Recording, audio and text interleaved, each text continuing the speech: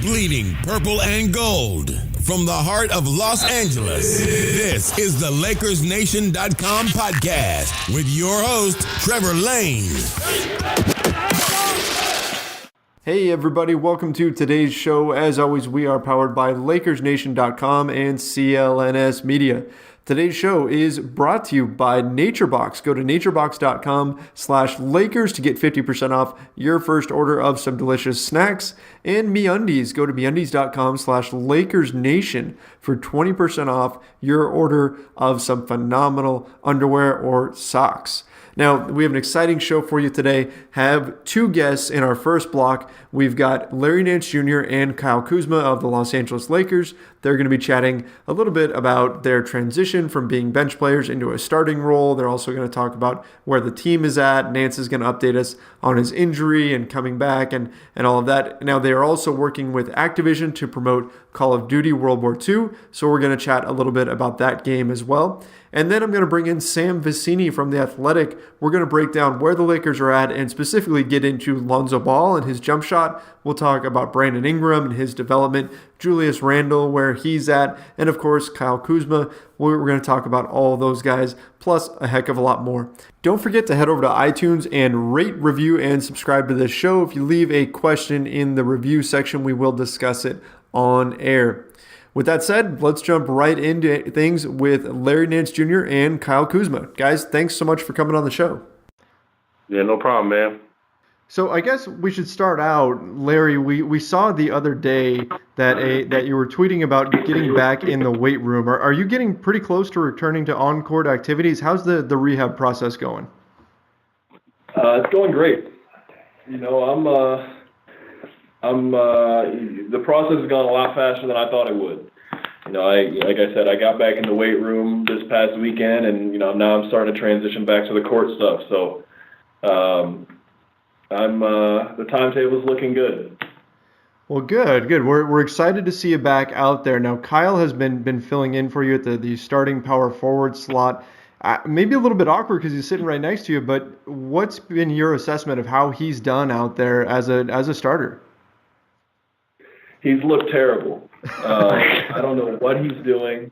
No, he's looked great, and that was never a doubt. You know, he's been playing great since the season started, and he's been super promising. And I just think the way me and him are, when I get back, he'll play better, and when I get back, I'll be back on the court. So I think it's a win-win. Now, Larry, you told us last time you were on the show that it isn't all that important to you whether you start or not, or which one of you keeps the starting job. Kyle, do you feel the same? Doesn't matter which one of you has that starting spot? As long as we're winning, doesn't matter. That's the ultimate goal as a team, and the direction that we're trying to get into is, trying to establish a winning culture back in LA. So, it doesn't really matter. Now, you came in, obviously this is your rookie season. You came in starting off the bench, and now you've moved into a starting role. Have you noticed a difference between the two? Has it been a little bit of an adjustment to go from coming off the bench to starting, especially in such a short period of time? Yeah, for sure. There's definitely a difference. When you're in that second unit, you can kind of do your own thing and come in, and the shots are a lot easier to get off. And then in the first group, it's starters, and there's a lot of guys that have shots necessarily, and you have to just adjust your game in a different type of way. But I've been doing pretty well with it, and it's been great. So. Yeah, one of the things that has really stood out about the Lakers this season, especially compared to last season, has been the defense. And Larry, you and I talked about this last time. Guys, what is it exactly that has been the secret to this huge turnaround defensively? I mean, this team has been in the top 10 in defensive rating. Last I checked, they were 5th in the league. That's just incredible after being in dead last season. So what is it that sparked such a huge change? I just think it's our willingness to play defense. We're really bought into what the coaches really want from us on that side of the ball, and we take pride in it. Defense wins championships, and we're trying to get to that level again. So, that's just what we're trying to make our identity. Hey, Larry, you see the same thing? Definitely. It's been, guys are just starting to buy in more on that defensive end. Luke and his staff have done a great job of making sure they stress that first and foremost. And so I think we've done a really good job of taking what we work on in practice into the games. We know that in training camp you guys worked almost exclusively on defense, and we're seeing that translate on the floor, and that's been really exciting. Now the challenge is going to be getting the offense up to speed. Larry, you've been watching the last few games. What do you see when you're not out there on the floor? Now that you're kind of sidelined for just a little bit, are you picking up on some things that you'll be changing when you do get back in there? A little bit. Everybody's got their role to play. So I'm not going to come back and expect to be averaging 25 a game or even to get 10 shots a game. So, within my role, we've been kind of lacking on the offensive glass, and so when I get back, I'm gonna look to wreak some havoc down there.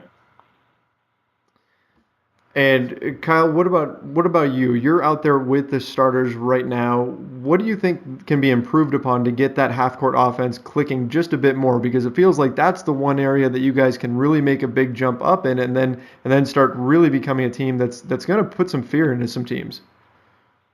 I think our overall shot selection. When to take threes. When we're moving the ball and playing as a team, we look pretty good. And when we're not doing that, we don't look pretty good. So I would just say those two observations. You've looked very, very comfortable for a rookie out there on the floor. You seemed like you transitioned to the NBA seamlessly, like your game just fit right away. What is that a result of? What do you credit for having such a smooth transition into the professional game? Just my confidence. I work really hard on my game, and I feel like a lot of times when rookies come into the league, they are very timid and not sure of themselves and not sure of their games. And for me, I want to be a very good player in this league. And when I see these primetime guys, I want to play against them, and I want to do well, and I want to play well. So I think that's just what it comes from. We hear pretty often that a player who slips a little bit in the draft, a little further than they expected, often kind of has revenge games against the teams that pass them up. Now, both of you guys were taken with the 27th overall pick, and both of you exceeded expectations for your draft spot. Because you were picked later than you probably would have liked, has that caused each of you to have kind of like a chip on your shoulder or a little bit of this mentality where you've got to come in and prove people wrong? For me, not really, because I've always played with a chip on my shoulder, simply because I've always been overlooked my entire life, and I'm guessing that's the same for Larry, because me and him are, similar situation guys, but, we just try to play the game and, try to be the best player we can be on the court when we're in, so. And Larry, same for you. Draft spot didn't really make a huge difference in terms of your approach to the game or anything like that. Not necessarily. I know what I did well, and whatever team picked me, I was just going to go do my job for them. So obviously, I appreciate the Lakers for taking me, and I think it's gone pretty well. Yeah, you both have managed to just build careers, or at least start careers here in Los Angeles. And people are now pointing to you two as examples of how good the Lakers have been at drafting. And the Lakers have brought in a number of young players this year, including Kyle, plus Lonzo Ball, Thomas Bryant, Josh Hart, all these guys. But then you also have an interesting veteran mix where you've got guys like Brook Lopez and Luol Deng and Corey Brewer that are around the team. Can you guys speak a little bit to that mixture and what it does to your chemistry, having the vets around the younger guys? It's been great. Like you said, we have a ton of young guys and a ton of ton of guys with not a lot of experience. So in the NBA, in close game situations, experience is majorly important. And so to have guys like Brew and Luol and Brooke, kind of in our ears, telling us and helping us with late game situations and even how to handle kind of the day-to-day stressors that come with an NBA has been really good for me as well as the rest of the lesser experienced guys. Kyle, has there been anybody in particular that's been helping you out this season, kind of taking you under their wing? It's a really collective group effort for me. I'm very cool with everybody on the roster, and I talk to all those guys. Luol, he does a great job with me. I'm always in his head because he's a great player in this league, and has been for a lot of years. And same with Corey Brewer. Those two guys I can kind of relate to because of position and skill wise. So let's talk about one other thing here before we get to video games that I was curious about. One other thing that you guys have in common is that you stayed in college a bit longer than most NBA draft picks would, at least some of the higher picks. It seems like the league tends to go towards young guys. Like they look for guys with a ton of upside, and yet both of you stayed in school for 3 or 4 years, stayed in there and developed, and then you came out to the NBA, and it seemed like both of you are now better off for it. So do you think that staying a bit longer than some of these other guys, like Lonzo came out pretty quick, and so did Brandon Ingram, do you think that's helped to give you a leg up? And do you think there's a bit too much of a stigma on players who don't declare for the draft after 1 year or 2 years? I think it just helps just from the simple fact that you're mature and ready for the game on and off the floor. Doing extra years in college definitely helps, but at the same time, it doesn't help. I feel like if I had the same type of skill level, I would have left after 1 year as well. So, that's what it is. And Larry, same for you? Definitely. Being in college for 4 years, your body's more physically ready to be in an NBA-style game. So, guys, you've been in there promoting the new Call of Duty game, which is on World War II. Can you guys tell us a little bit about the game, what you like about it, and kind of how it's really brought you in?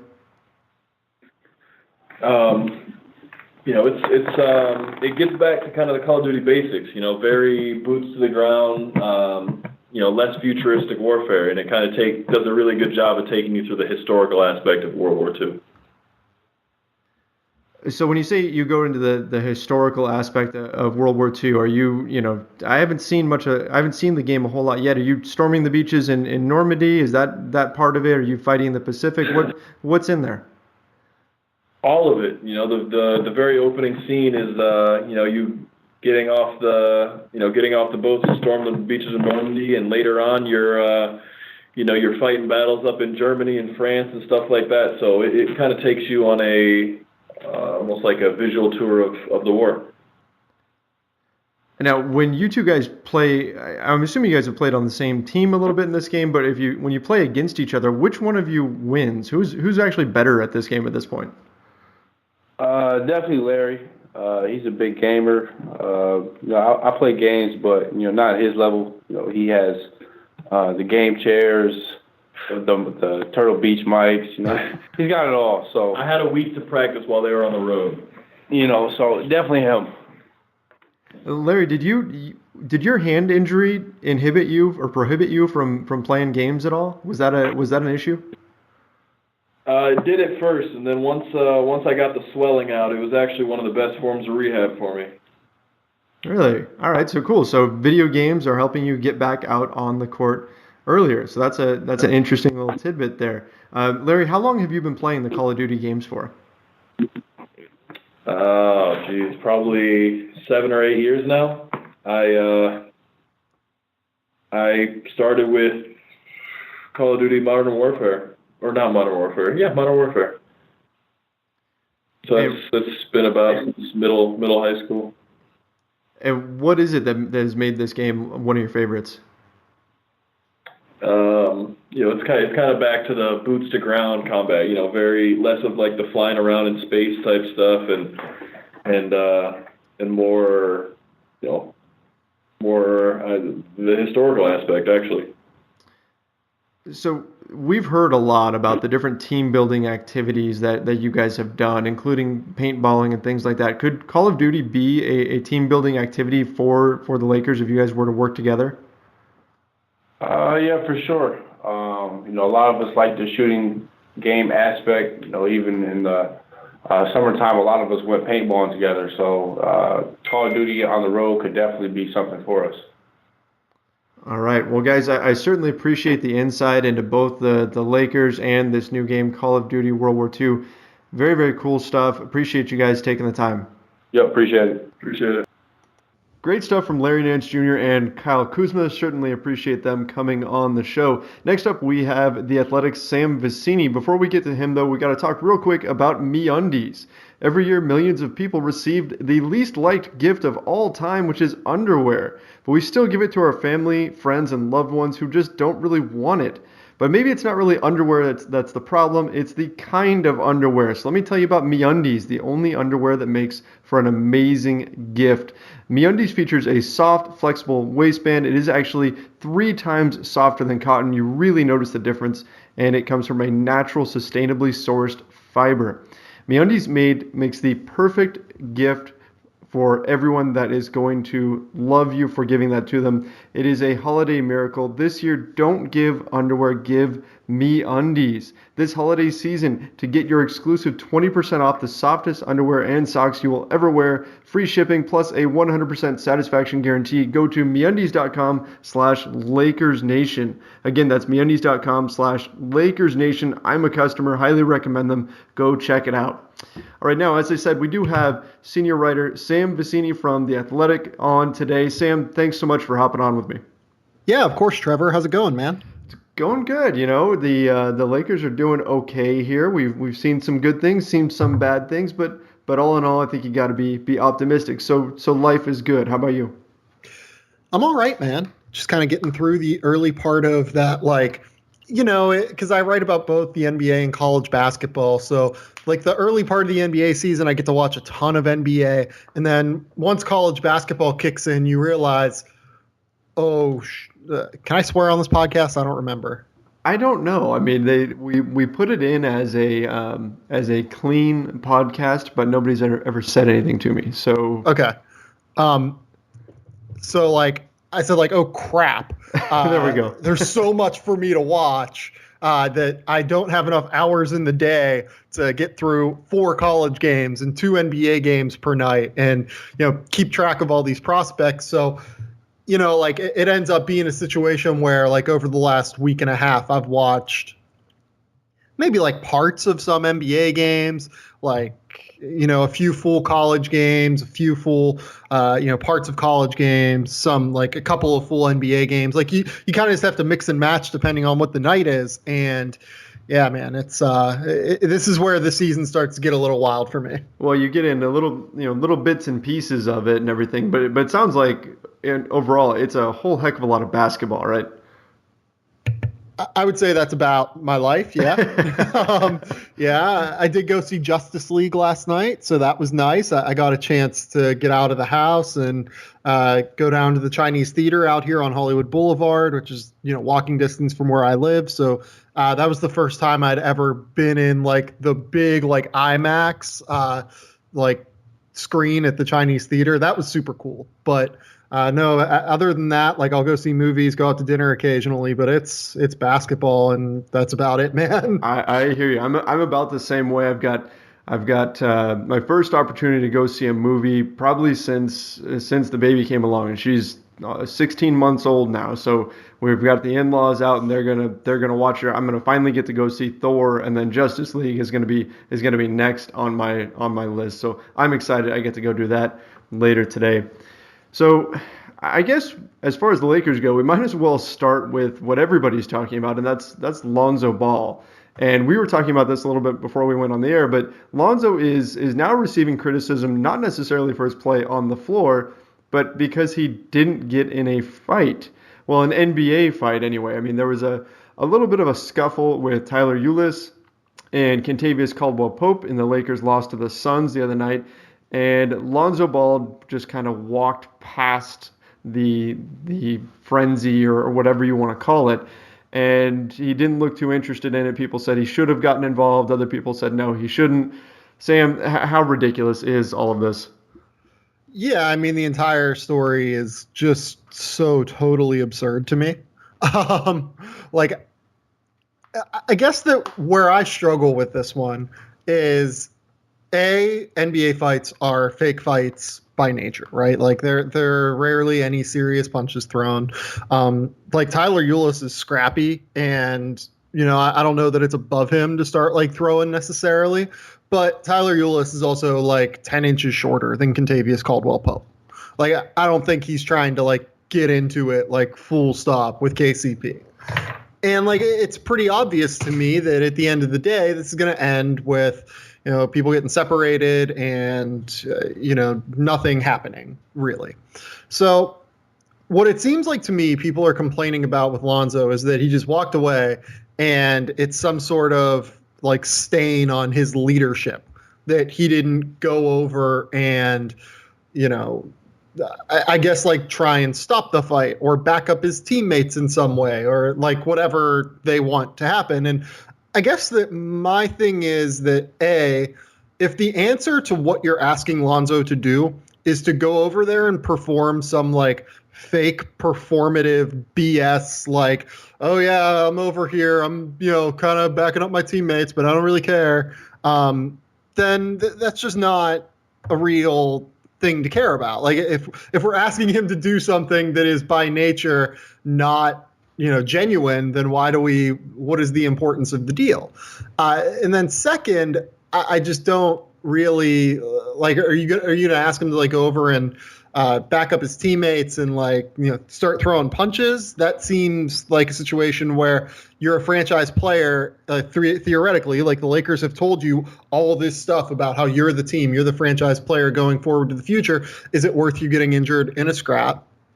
Finally, and to me, this is like kind of the part that gets me the most frustrated with like the modern media landscape, is that this is a no-win situation for Alonzo, regardless of what he did. If he goes over and starts like shoving people, starts like, getting engaged in the little scrap, like there were probably like 4 or 5 shoves thrown. And, if he starts getting in the middle of it to be a quote unquote leader, the media is then going to go, oh, is frustration boiling over in Los Angeles with Lonzo Ball getting in this massive confrontation with Tyler Ulis, who is 9 inches shorter than he is?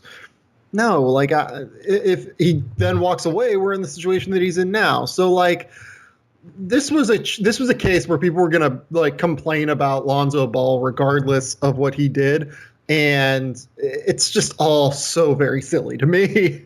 He's screwed either way in that situation. You're absolutely right. And then on top of it, I mean, it's just that it's Lonzo that's creating this focus. Right. I mean, people were like at length discussing the fact that he got a haircut earlier in the day. I mean, that's just kind of indicative of where we are right now with Lonzo. Every single thing that he does is going to be news. So of course, whether or not he gets in a little scuffle or whatever is going to be this huge story. He actually said after the game, this is his quote. He said, "It's the NBA. People ain't really going to fight, so I ain't trying to get no tech." And that was via Spectrum Sportsnet. Now Lonzo was, I mean, the Lakers were trying to come back against the Suns. So that way, I mean, he's right. If he picks up a technical foul and he puts more points on the board for the Suns, and that actively hurts the team. Now, was he thinking about all of that in that second? I don't know. He might have been. But yeah, I mean, it seems like an overreaction, which is kind of par for the course with all things Lonzo right now, right? Yeah, I mean, everything he does is a story. Like, full stop. Like, every single thing. He gets a haircut. It's a story. He goes 1 for 7 from 3 against the 76ers. It's a story. He, walks away from a scrap. It's a story. It's just all, like, I'm just very over it all. Like, I just want to see him at some point try and settle in to his career as a basketball player. I'm not a Lakers fan Like I live out here in LA, but I'm from Pittsburgh originally. Like I didn't grow up, rooting for the Lakers and wanting them to return to glory or whatever. I just want to see this kid who I've, gotten a chance to talk to a few times over the course of his time in Los Angeles get a chance to succeed. And, I think a lot of this you can say is brought on by LeVar and brought on by Magic Johnson and brought on by people outside of him.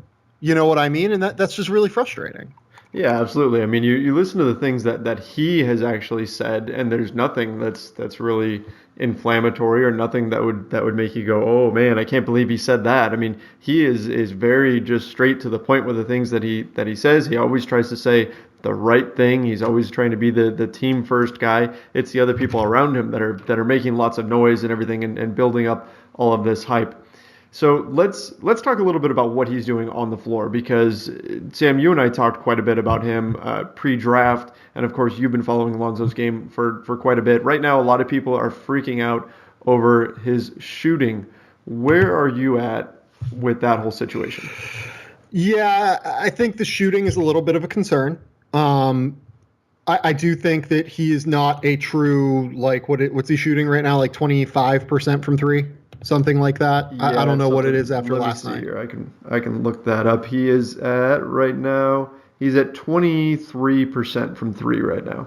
Yeah, I don't think he's a true 23% 3-point shooter. I do think the free throws have always been an issue. He's never been an awesome free throw shooter. I don't think he's a 46% 3-point or free throw shooter, but I don't know that he's an awesome free throw shooter. The finishing at the rim has been concerning to me as well, and that is a concern that I had about him going back to, I'm sure you could listen to the pre-draft podcasts you and I did, talking about, okay, the lack of explosion off of 1 foot is a worry. He's going to struggle to finish, I think, in traffic at the NBA level. One thing that I do like is that he's been a little bit better in the pick and roll in the open floor of the NBA than what I think I may have expected. At the end of the day, though, this is a guy who's averaging 9 points a game on 30% shooting. That is atrocious. That is awful for a guy who's playing 33 minutes a night. He's also averaging 6.8 assists per game versus 2.7 turnovers. He's doing a great job of getting his teammates involved. He's doing a great job of creating an unselfish culture there. He's a really, really good rebounding guard. Defensively, he's such a mixed bag right now that it's kind of hard to say he's a positive. He's just so bad at allowing penetration in pick and roll settings. He just dies on screens, as just about every single rookie point guard does in the NBA other than Chris Dunn. But he's been effective at contesting shots, and he's averaging 1.6 steals per game. I tend to think that containing penetration is at the point of attack is probably the most important job that a point guard has. But at the end of the day, he hasn't been a total disaster defensively, and the Lakers, I think, are 4th or 5th in defensive rating right now. So I don't know that you can really even, full on complain about him on that end. It all just comes back to scoring the basketball. And, he's doing everything else at an acceptable level right now. He's 19 years old. Rookies by nature are bad at NBA basketball. I guess he just turned 20. I'm sorry, now looking at his page.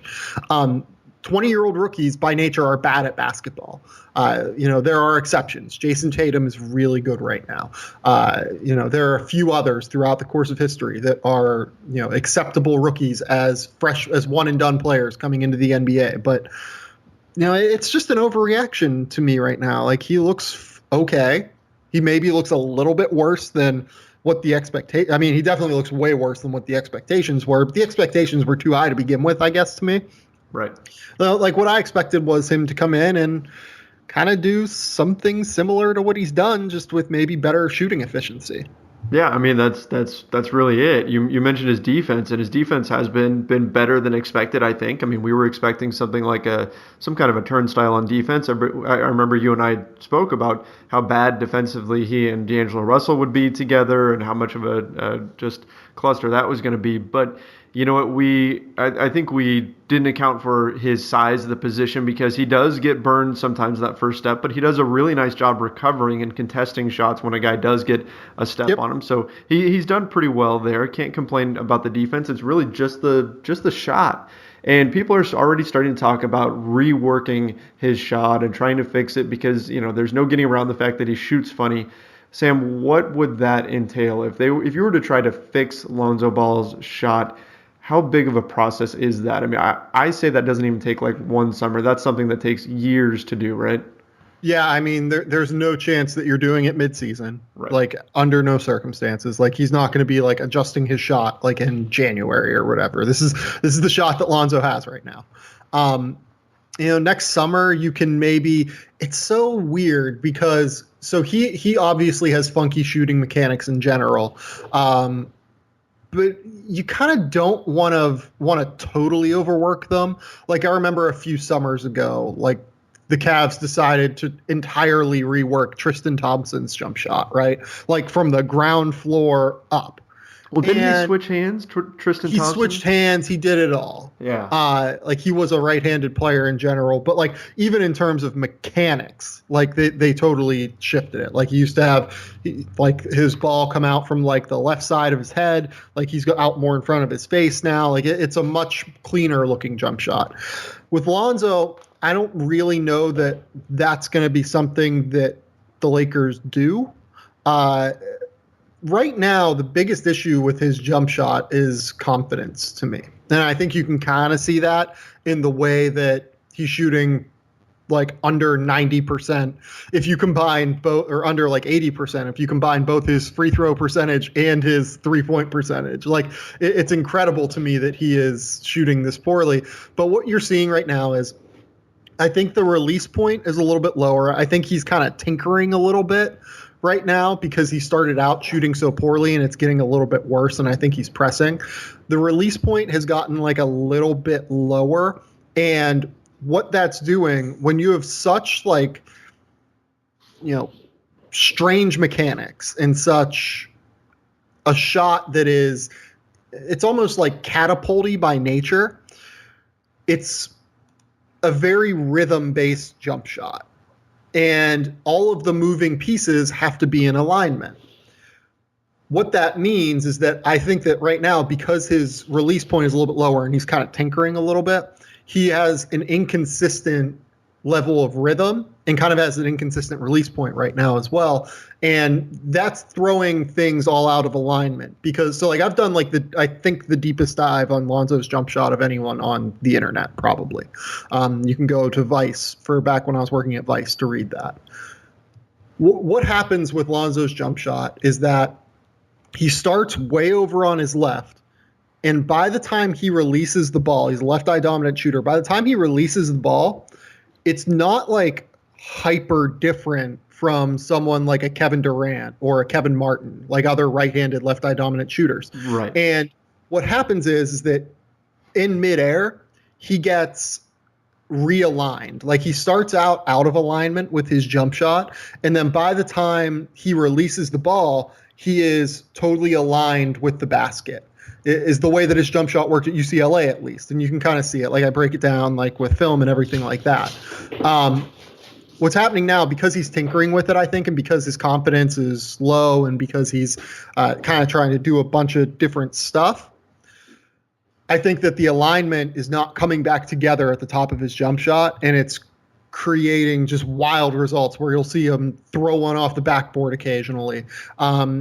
And come up short and then come up long. Like there's no consistency to his misses. So that makes it really, really difficult to try and figure out, okay, what do I do to fix this? And that's why having such a strange jump shot is difficult in general, because once you start struggling with it, there's no one who can really teach you to come back with it, Right, yeah, there's so many different places along the way from him bringing the ball up and getting into his shooting motion for things to get thrown off. Right. So it gives you that pretty big, margin of error there where he could easily get thrown off. And then you wind up with, like you said, these shots that are flying all over the place. I was thinking about that yesterday when I was watching him shoot during I was looking at some of the film. And he doesn't miss like consistently short or consistently long or right or left. It's just kind of everywhere. And like you said, that's a fantastic assessment. It makes it tough to figure out exactly what he needs to tweak, and that's where we're getting people that are commenting, of course, on Twitter and all over the place, saying, "Oh, he needs to completely rework it and he needs to fix it and all that." Well, that entails a lot, especially because he's been shooting the way he has been for his entire life. So I'll also just kind of address that really quickly. Like I talked to LeVar about potentially doing just that, like thinking about, okay, is it, if you guys ever considered reworking it? He talked to me about like how before UCLA went to Australia last year for their off-season trip, he said like if you're on the right side of the floor, maybe like bring the ball up toward the middle a little bit more. You'll be able to get it off easier from the mid-range area. He tried that. Lonzo shot like hell. Like he shot terribly.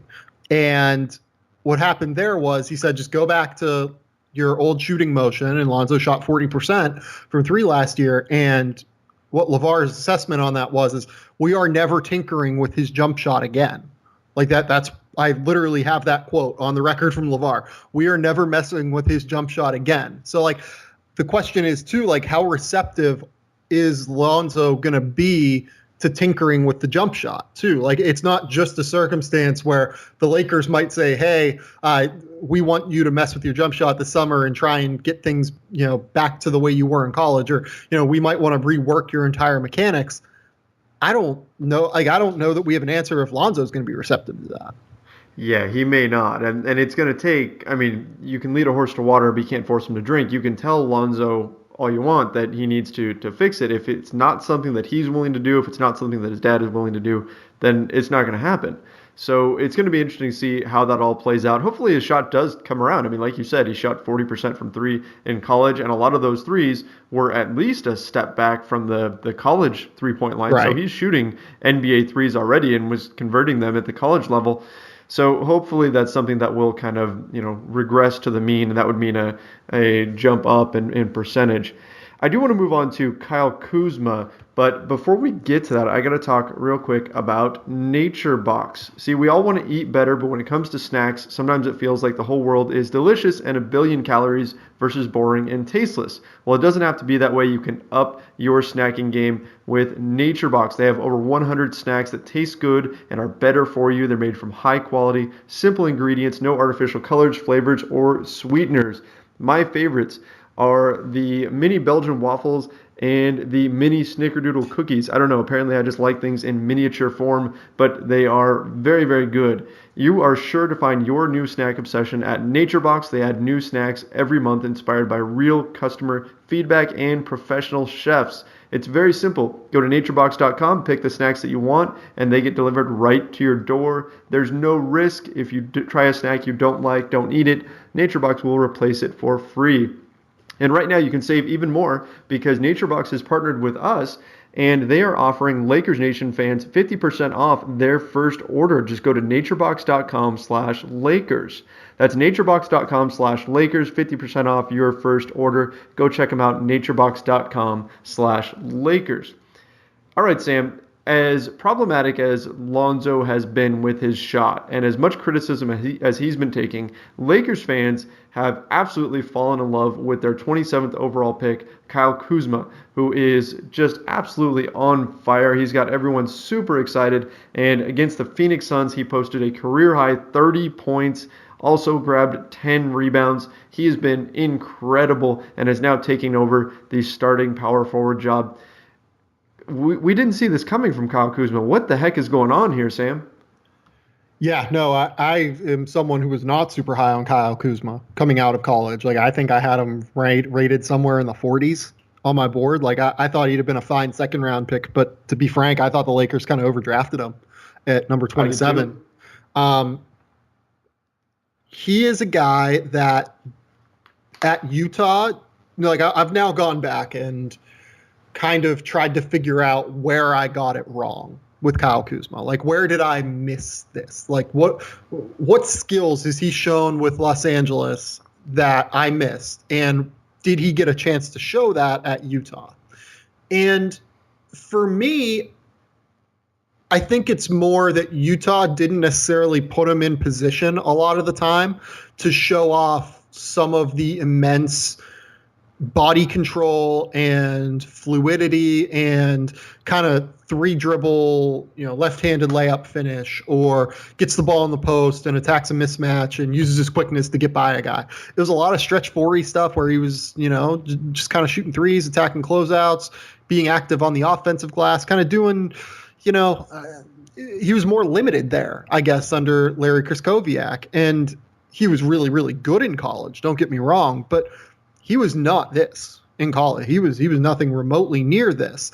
And that's what's impressed me most. I think that the fact that he's still not a great shooter, like he is reverted back a little bit. Like he's at like 31% from three. It's a fluid jump shot that I think people are still like, I think he has this sense of gravity from opposing NBA teams. Yeah, he does. That he hasn't really earned yet, because people are like, oh, Kyle Kuzma's really good now, we have to guard him. You know what I mean? Right. But the shooting has reverted back. Like he's at 31%, which is right in line with what his college numbers were. And I do worry that if the shooting continues to be down at that level, it could be a little bit of a struggle for him to get as much space when he attacks off the dribble and, attacks mismatches in the post is what he has now. But at the same time, this kid just keeps getting better and better and better and better. And it's a credit to him. It's a credit to his trainer, who I know is Clint Parks. It's a credit to so much of the work that he has put in and so much of the work the Lakers have put in scouting him and seeing some of the skills that he had in some of these workouts and some of these, non-Utah events in the draft cycle that other people just didn't get to see. And, maybe other people didn't notice in the draft. If there was a redraft, I would imagine he would go in the lottery now, like pretty easily. So I'm a big fan of Kuzma. I have seen enough to know that he is going to be, at the very least, a very, very good NBA rotation player. And the ceiling is much, much higher than that for him.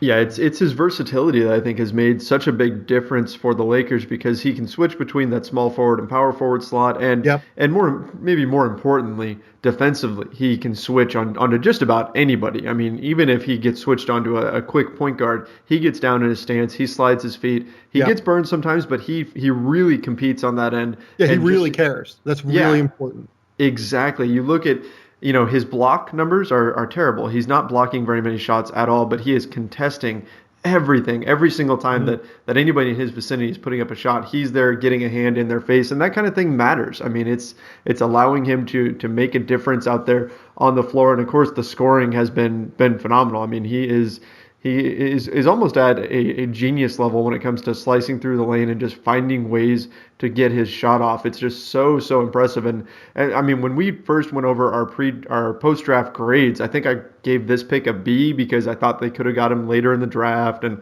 was kind of surprised they took him so early and everything. But just like with Larry Nance Jr., the Lakers proved me wrong here. I mean, he has been a tremendous player and certainly one of the top rookies in the league. So for Kuzma moving forward here, he took over the starting power forward job from Larry Nance Jr., but as Nance mentioned earlier on this show, he is on the verge of getting back out on the court. In fact, he was just recently cleared to resume basketball activities, and so his return to game action is going to be coming pretty soon. And the Lakers defensively were really good with Larry Nance Jr. in that starting spot, but in my mind, I think Kuzma has won this. You let him keep the starting spot, right? I mean, you agree with me there, Sam?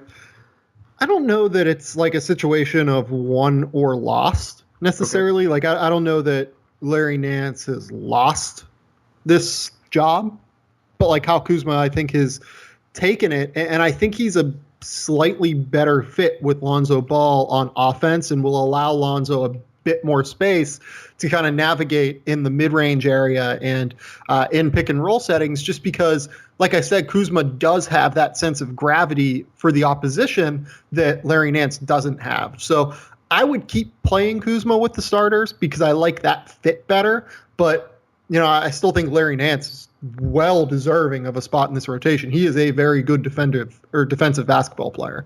Oh, absolutely. I mean, we talked just a minute ago about how Kuzma can switch onto just about anybody, and Nance is perhaps even better at doing that, especially out on the perimeter. He is a excellent basketball player, and I certainly wouldn't want to take too many minutes away from him, but just in this starting rotation, it feels like Kuzma has been a very good fit because of his ability to shoot, or at least the perceived ability to shoot. If we'll see if he continues hitting from 31%. But it does seem like a major steal in the draft for the Lakers here with the 27th overall pick. Now, Sam, last time I had you on, we talked quite a bit about Julius Randle, and you were really excited about him. You're a big fan of Julius Randle and a believer of his, and that's not the case with everybody. He's a pretty polarizing player. Some people are pretty down on him, but you were high on him, and he's had a pretty solid season. Actually had quite a bit of success as a backup center. Now we're seeing him in some rotations as the backup power forward, playing alongside Andrew Bogut. We know he's going to be a free agent coming up next summer. What's your take on this whole Randle situation? We're not sure if the Lakers are going to be able to keep him or not. Well, I think that they're utilizing him perfectly right now. If you look at his per 36 numbers, he's at like 21 points a game and 12 rebounds. And, he's doing really, really well defensively. And, at least on the perimeter, like he's still a non-factor in terms of rim protection. But you can find matchups at the end of games where that works, like where you do want to contain penetration with switches on the perimeter and someone who can guard out there. And he's a pretty good passer. I would say that he's not like an incredible passer like he started last season, like, being able to legit lead the break in the open floor and finding like all these crazy shooters out on the wing, even though the Lakers like had no shooters.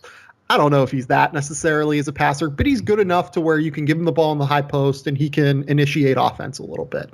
The key for me is that this is the role where I think he's going to be most successful.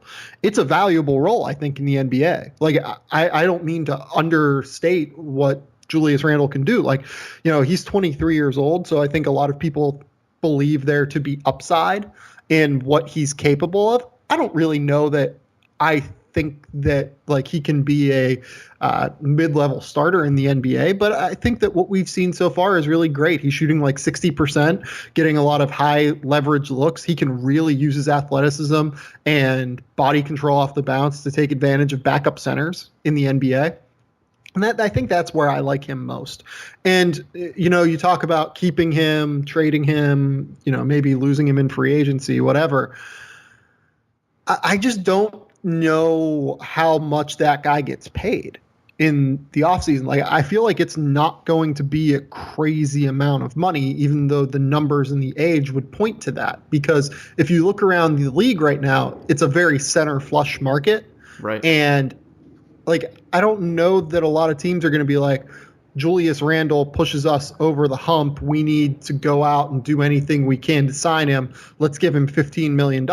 Like, Nerlens Noel this year, yeah, he had the crazy offer, the 4-year, $70 million or whatever it was, but he also did not necessarily like end up cashing in. Like, he ends up taking the qualifying offer to try free agency next summer. And I think you can point to plenty of examples over the course of the last few years where bigs have, especially undersized bigs, have been a little bit undervalued on the free agency market. So I don't know that Randall's going to get like the massive payday that he's thinking. Now, like, maybe he gets $10 million a year, $12 million a year. That's fine. But like, I don't think it's going to be a wild amount of money.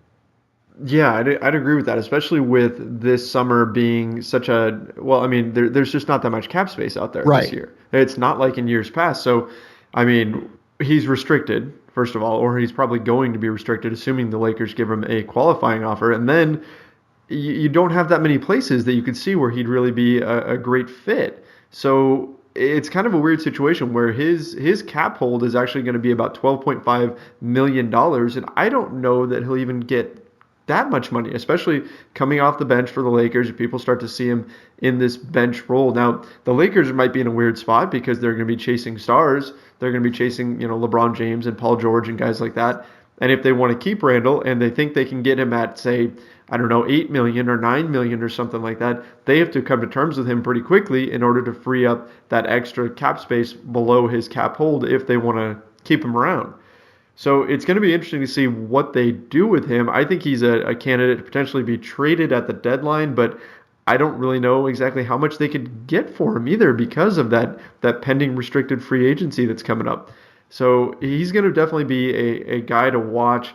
But at this point, you think that going forward, his best role is to just continue coming off the bench and acting as kind of a backup center / power forward, depending on the situation. That's going to be the path to success for him. I do, and I don't think that that's a negative statement on his game. Like I said, like I think a sixth man as a big man is a really, really valuable position who can get 25 minutes a game. And if he can keep performing at this level that he has so far this year, to me, that's a really, really valuable asset. That's a guy who gets paid, like I said, $12 million a year in the summer. Like, that's an awesome player to me. Yeah, yep, I agree. I think that he's going to be definitely one to watch, and hopefully the Lakers are able to hang on to him, or if they have to get rid of him, we'll see what they're able to actually get for him. I think that for Lakers fans, what you don't want to see happen is that they just let him go in free agency, especially if somebody gives him a big offer right away, and then they opt to not match while they're still waiting on LeBron and Paul George and all these other guys to decide, and then those guys say no. I think that's kind of the nightmare scenario for the Lakers, is to watch guys walk away and while they're waiting for an answer, and then get no as the response from the Stars. That would be a tough blow. So we'll see how they kind of navigate those waters. Before we wrap up here, there's another guy that we have to talk about, and he's been really turning it on lately. I know we've talked about him quite a bit in the past. Brandon Ingram, I'm amazed at the way he's attacking the basket right now. I mean, he's got those long, Street Fighter 2 dulcim arms that are just flying all over the place. He's attacking the rim. He's starting to convert his jump shots, and I'm seeing a lot more out of him defensively. Are you seeing the same things? Are you excited by what you see from Brandon Ingram, or were you kind of expecting this? Yeah, I guess that I think that the number 2 overall pick moniker has placed like a pretty outsized expectation on what he was entering the league. He was always a project. When you're 6'9", 6'10", with a 7'5" wingspan and like 185 pounds entering the NBA, or 190 pounds entering the NBA, there's going to be a lot that you have to do to be able to effectively play at that level. I don't think it was a 1-year process for him. Like I said at the time, I think he's probably going to start out his career pretty poorly just because he's so skinny. It always took him, like at every level, it took him a couple of years to come on in high school. It took him midway through his freshman year in college to figure it out. And now I think we're seeing him hopefully starting to figure it out. I mean, he still is just so skinny that the jump shot has to be working for him to be able to keep defenses honest. And I worry that like this is something I think we've talked about before, where to me, like one of the most underrated skills that, or, things that jump shooters have, really good ones, is they have to have a strong base. They have to have really, really, physical strength and physical endurance get really underrated when it comes to jump shooting, because it's a muscle memory thing. Whenever you start to get tired and you don't have the strength remaining, your jump shot mechanics naturally get knocked off and things start flying everywhere and you can't really recover it. I think that we're starting to see a circumstance where with Brandon Ingram, he's getting stronger. He's getting, a little bit more comfortable within his body as he continues to put on weight, and hopefully is going to keep getting better. The jump shot hasn't shown like wild returns, but there's been a slight jump. There's been a couple of a percentage point jump on his 3-point shooting. There's certainly been a pretty big jump in his field goal percentage as he starts taking more and more shots around the rim and starts being able to embrace contact around there a little bit more. One of the big things that I've always said about him is that I wouldn't, necessarily say that he is soft. That's a label that gets thrown on him often. I think he's actually really feisty. He just can't battle right now. He just doesn't have the strength to battle right now. You see him in there. He's in the middle of this stuff, like grabbing rebounds and trying to play physically. He just can't do it yet. I think year 3 is always going to be the key year for Brandon Ingram. We need to see, what he's capable of, hopefully by year 3, so that the Lakers kind of understand where they can go and how they can build around him. Now the Lakers are in a circumstance where they're trying to find stars, and maybe they can't really wait that long. I would stress being patient with Brandon Ingram in the same way that I stressed being patient with D'Angelo Russell, and just say, hey, this kid's really young. This kid has a frame that is going to take a while to mature. He's showing signs. He's showing flashes, like the last 2 games, for instance, where I think he's averaged over 20 points. You just got to hold on, and you got to wait, and you got to reap the benefits when he's 23, 24. Absolutely. I agree 100%. He's the kind of guy that is just going to take time for him to put on weight. Everybody said, oh, this kid needs to start eating and everything. That's not what you want him to do. You don't want him to put on just mass. You don't want to put on fat. You want functional strength, and that's what he's been focused on building. So Brandon Ingram has been doing it the right way. And here's the thing. You said that we're seeing flashes, and I agree 100%. I saw in his rookie season, we would see one, maybe two things per game that would make you go, okay, wow, there's something that this kid can do really well. He would sky for a rebound and his arms would just go on forever, and he'd grab a big rebound over somebody or something like that. Or towards the end of the season, he started attacking the rim. Now we're seeing 3 to 4 plays per game that make you stand up and go, wow, okay, this kid has something. It's next season where we want to start seeing that even more consistently. So I think he's right on track for his development. He is not a superstar yet. And I think that part of the problem and part of the reason why Ingram takes so much flack is it's so critical that the Lakers find new stars. And when you have other guys in the league come in and play so well right off the bat, when you've got guys like Joel Embiid and Ben Simmons and all these other guys that are just hit the ground running and they're dominating right away. And then you look at the Lakers young guys and you're going, oh, okay, well, why aren't they doing that? And I don't think it's really fair. It's not really comparing apples to apples, but fans don't really think that way. So I want you to go through the top 10 in the last draft and say who you would rather have than Brandon Ingram. So Ben Simmons went number 1. The Lakers didn't have a chance to take Ben Simmons. Right. Jaylen Brown went number 3. I think Jaylen has a lower ceiling than Brandon, but I would imagine that most Lakers fans would probably say they would rather have Jaylen Brown than Brandon Ingram, just given what we've seen from Jaylen so far. I will say Jaylen was always a lot more physically ready to play in the NBA, being 6'7", 7-foot wingspan, 225 pounds, a lot more physically capable, but he's shown a lot more, no doubt.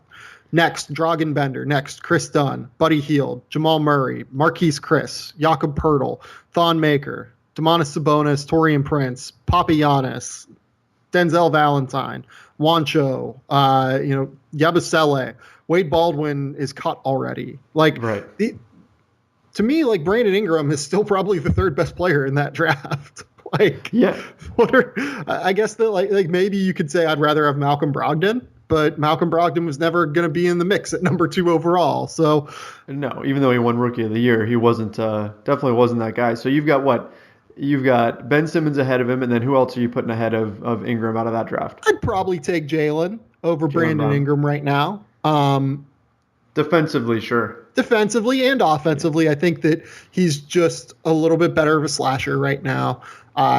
He's a lot more physically capable of finishing at the rim. He's a better athlete right now than Brandon Ingram is. He probably always will be a better athlete than Brandon Ingram is. So I would probably take Jaylen, but I will say I think Brandon Ingram has a much higher upside if the entire frame comes together. I just think there's a little bit more uncertainty with Ingram. Sure, and if you think back to that draft too, I mean, Jaylen Brown was a little bit of a surprise pick at 3. There were some people that had him at 6, 7. I saw one mock draft even dropped him all the way to 9. Mm-hmm. I mean, the Celtics got criticized quite a bit for taking him at 3. So that definitely wasn't the obvious pick there or anything like that. So yeah, I mean, I agree with you. I don't think there's very many. There's nobody really from that draft that I would necessarily take ahead of Ingram. You can definitely make an argument for Brown. I mean, assuming Ben Simmons is going number 1, of course. But yeah, I mean, I don't know what else you could have asked the Lakers to do there with that selection. And we're seeing good things from him. We're starting to see positive progression from Brandon Ingram. And on top of that, I think this is maybe something that is underreported or at least undervalued, is what you hear about him off the floor. Everything that we hear about him is how hard of a worker he is, how he's becoming a leader, how he's becoming vocal in the locker room, and all these different things. And that kind of stuff matters. And that's the kind of stuff that you may not necessarily see in a box score, but that can make a big difference in who a player ends up becoming, what his ceiling is. And all of those things are pointing up for Brandon Ingram. So I think that's important to note as well. Yeah, no, 100%. He's the kind of guy that I think is going to keep improving. You don't have to worry about him stagnating at this stage right now. Like, maybe things change. I don't know what's going to happen down the road, but everything that you know about him on a personal level, you can feel confident that he's going to get the most out of his ceiling, whatever that ceiling is. And I think given his physical tools, we can say the ceiling is pretty high. You know what I mean? Like he should have, like, I was a little bit lower on, like, some people thinking he was like an all-star level player. I didn't necessarily think that. Like, I thought his role was going to be, okay, he's going to be like a long-time starter in the NBA who's like maybe a few years like a borderline all-star who, averages like 17 points and 10 rebounds, or maybe like 8 rebounds and a few assists a game and plays solid defense. Wait, but I thought he was the next Kevin Durant, right? No, he's not the next Kevin Durant. Like, that was always he's just not athletic enough. And like another thing of this is that these guys are really hard to project athletically, right? Like the super skinny, super long guys. They're really difficult to project athletically because they don't have the muscle mass that other players do at that stage. Like, if you remember Giannis coming out of Greece in those first couple years, Giannis was not nearly this athletic as he is now. Like, he has grown into his frame and become more explosive as his age or as he's matured and worked hard and worked on his body. I don't know. I don't think Brandon Ingram's going to get to that level necessarily, but I will say that I do believe that, there's probably still some athletic explosiveness that is untapped right now that will eventually come to the forefront. Oh yeah, we're already seeing more explosiveness from him this season. He does still tend to take off, and then he hangs in the air and he brings the ball back down a little too low. And there's times when he gets blocked at the rim because of that. He gets knocked off the ball quite a bit when he is going up for tip-ins. I see him missing the easy tip-in opportunities quite a bit. But again, that's stuff that's going to come. I mean, as he gets stronger and everything, there's a lot of potential that's still there with him. He's going to develop athletically because, a lot of people forget Brandon Ingram may have come out of last year's draft, but he's only about a month older than Lonzo. He could have very easily been in this past summer's draft. I mean, that's how young he was coming out the season before. So there is still plenty of time for him to develop athletically. Physically, he's going to get stronger. I mean, the athletic ceiling for him is not what people would have thought last year because he was just so skinny and he was still so young physically. His body was not ready for the NBA yet. Yeah, I mean, you just look at some of the top picks in the 2017 draft. He's younger than Josh Jackson. Yeah. He's like a couple months older than De'Aaron Fox. I believe he's younger than Jonathan Isaac, or if he's not, like, he's like right in that range. He's definitely younger than Lauri Markkanen. I want to say he's probably right in the same range with Dennis Smith as well, and is younger than Zach Collins. So, like, of your top 10, like, he's like right in that range. Like, he is as young as what these guys are. And realistically, from an age perspective, this should be his rookie year. Like, these guys aren't even old. Like, Josh Jackson is old for his class, but like De'Aaron Fox, Jonathan Isaac, Zach Collins, Dennis Smith, these guys aren't old for their class. They are normally aged for their class. And Brandon Ingram's age falls right in line with those guys. So I'm just not worried about Brandon Ingram at this stage. Like, I think he's shown the flashes to where we should be pretty excited about it. We may have talked about this on the last time we had you on the podcast, but let's wrap up with this. If, let's say, Brandon Ingram, given his age, did actually end up declaring in this year's draft class, let's assume that he held off on going to college for a year and that he was a freshman this past year, where would you have taken him in this year's draft with guys like Lonzo and Dennis Smith Jr. and Markelle Fultz and all those guys in the mix? So I would not have taken him over Fultz. I would not have taken, like, you remember having conversations with me saying, like, the Lakers should have considered Jason Tatum. Yes, yeah, you were one of the ones that was a big proponent of Tatum because you liked that combo of Tatum and Ingram together, and so far Tatum's proven you right there. Yeah, I would not have taken him over Tatum. I probably would have taken him over, like, the Josh Jackson Lonzo Ball mix. I think I would have. I think that's where he would fall for me. Like, so probably 3 then? I think 3. Something like that, yeah. Like I think I'd have had him at third on my board. Like he's just longer than Josh Jackson and has like a relatively similar skill set, and you don't have to worry about like the off court, like all the BS that kind of follows Josh Jackson, the emotional stuff that he portrays on the floor. Oh hell, I mean we started off the show talking about the whole scuffle with the Suns and Lonzo, and Josh Jackson was like the second guy in that was just he instantly got in there and started pushing people, and all the comments on Twitter were here goes Josh Jackson, here he comes, everybody's just expecting that from him at this point. And you know what, like I actually think that that's something Phoenix needs from him. Like Phoenix needs like a spark guy, like next to Devin Booker. Like to me that's a good fit. I would probably rather have Brandon Ingram, but, I can understand that situation either way.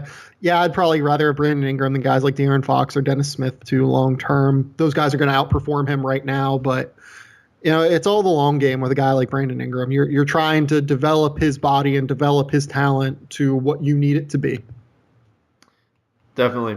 Very, very good way to end the show. I agree that Brandon Ingram is a long-term play, and as much as fans hate to hear it, I mean, you just got to be patient with a young team that's rebuilding. It's the nature of the beast. It's not fun all the time, but you know what? When we're seeing real progress, like we've seen from guys like Ingram, it's going to pay off in the long run. So I don't want to say trust the process. Enjoy the process, I suppose, for right now. Enjoy watching these young kids grow. And then fans just have to hope the Magic and Rob Pelinka can do something big next summer. Well, Sam, thank you so much for spending time on this show. I really appreciate you coming on. Yeah, of course. I'm always happy to come on, man. And fans can follow you on Twitter at Sam_Vecenie and find most of your work at The Athletic, correct? Or is all of your work at The Athletic at this point? All of my work is at The Athletic right now. A lot of it is college basketball stuff, so I'm not sure how valuable that might be for the Lakers this year yet. We'll see how the rest of their season goes and how the lottery balls shake out. But you can follow my podcast, the Game Theory Podcast, on Twitter or on iTunes, Stitcher, everything else. I talk a lot about the NBA on there.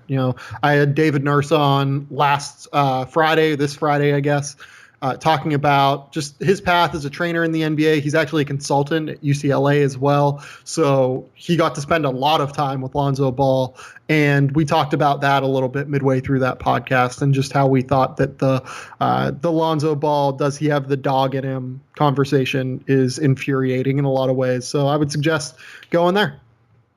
All right, great stuff. And once again, Sam, thanks for coming on. Really appreciate it. Always good to catch up with you and have you come on and give your assessment of these players. Yep. Happy to help. All right, so that's it for today. Once again, guys, go to iTunes and rate, review, and subscribe to this show. And of course, go to naturebox.com/Lakers for 50% off your first snack order, and MeUndies.com/LakersNation for 20% off your order of some of the softest underwear ever. Don't forget to head over to LakersNation.com for all your latest Lakers news. My name is Trevor Lane, and this has been the Lakers Nation Podcast. See ya.